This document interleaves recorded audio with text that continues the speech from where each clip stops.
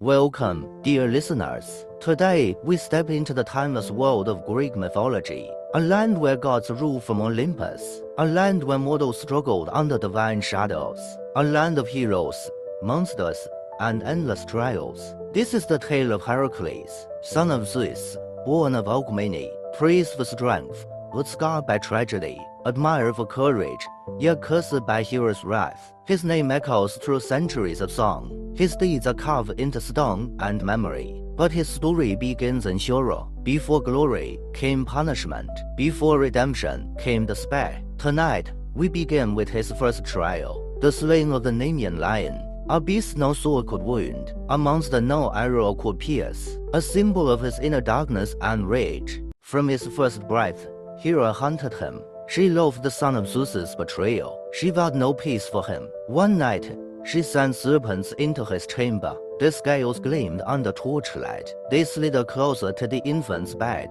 Alcmene screamed. Servants rushed in panic. But before they reached the cradle, it was over. The infant reached out with tiny fists. He seized the snakes without fear. With crushing strength, he strangled them. Their lifeless bodies fell to the floor. Gasps filled the chamber. The child had slain monsters. Priests whispered, "This is no mortal child." Alcmene trembled, torn between fear and pride. Her boy was destined for greatness. But Hera's voice whispered in the dark, "He will never know joy. I will haunt every step he takes." From that moment, his life carried both blessing and curse. As a boy, Heracles was taller, stronger than all his peers. He trained with teachers in music, weapons, and wisdom. Yet even in calm lessons, his temper would rise. One day, anger consumed him.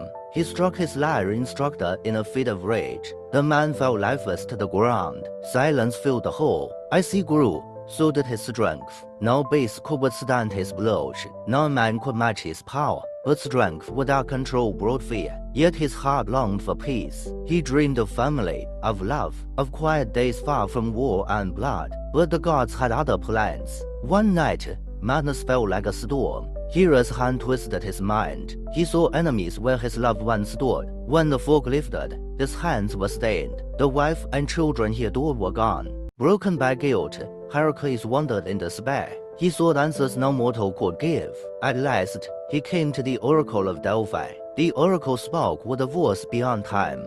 "To atone, you must serve King Eurystheus. 12 labors will purge your sins." Heracles bowed, his fate sealed. Eurystheus, a king of cowardly heart, trembled before him. Yet he smiled with cruelty. "Your first task, slay the Nemean Lion."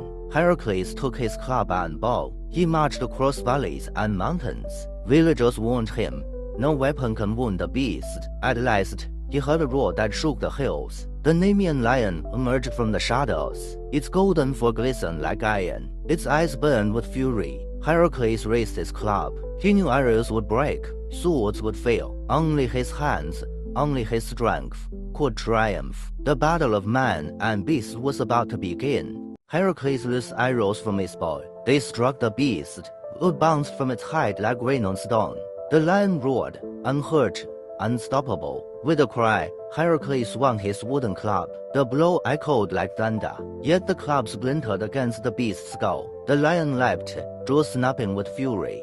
Through the forest they clashed. Trees shook with their fury. The ground trembled beneath each strike. The lion's roars thundered through the valleys. At last, the lion retreated into its cave. Darkness swallowed its golden form. Heracles followed, gripping the beast barehanded. They wrestled in the dark, man against monster. With arms like iron, Heracles squeezed. The beast roared one final time. Its breath faltered. Its body fell still. The Nemean Lion was dead. Heracles skinned the beast with its own claws. He draped the indestructible hide upon his shoulders. No weapon could pierce him now. The lion's power had become his armor. With the lion's hide upon his shoulders, Heracles returned through mountains and valleys. Villagers bowed in awe, whispering, "The hero walks among us." When Eurystheus saw him from afar, the cowardly king trembled. Never had he imagined Heracles would survive. Fear turned his face pale. He dared not face the hero. Instead, he ordered a great bronze jar to be made.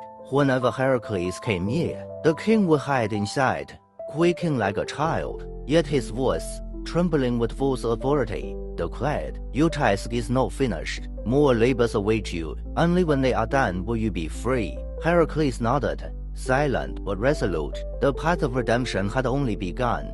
Word of his victory spread across the land. Villagers lit fires in celebration. But son of the man who had slain the unkillable beast, the lion's hide became his armor, a symbol of strength, courage, and divine favor. Children pointed in awe, whispering, "Nothing can harm him now." But far above, Hera watched with burning eyes. Her hatred did not fade. If one trial had made him stronger, then she would see 12 crush her soul. For Heracles, this was only the beginning. One beast had fallen, but many more labors, many more trials awaited him in the shadows. Alone in the silence, Heracles reflected. Strength had saved him, but it had also cursed him.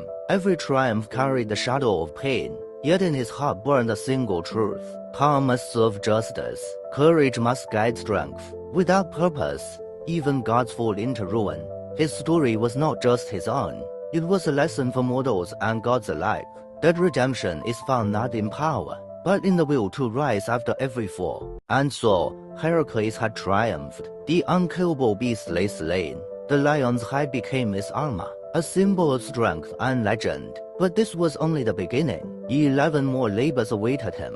Greater beasts, crueler trials, darker shadows. Join us next time as the legend of Heracles continues. If you enjoyed this journey, don't forget to like, comment, and subscribe so you never miss the next adventure.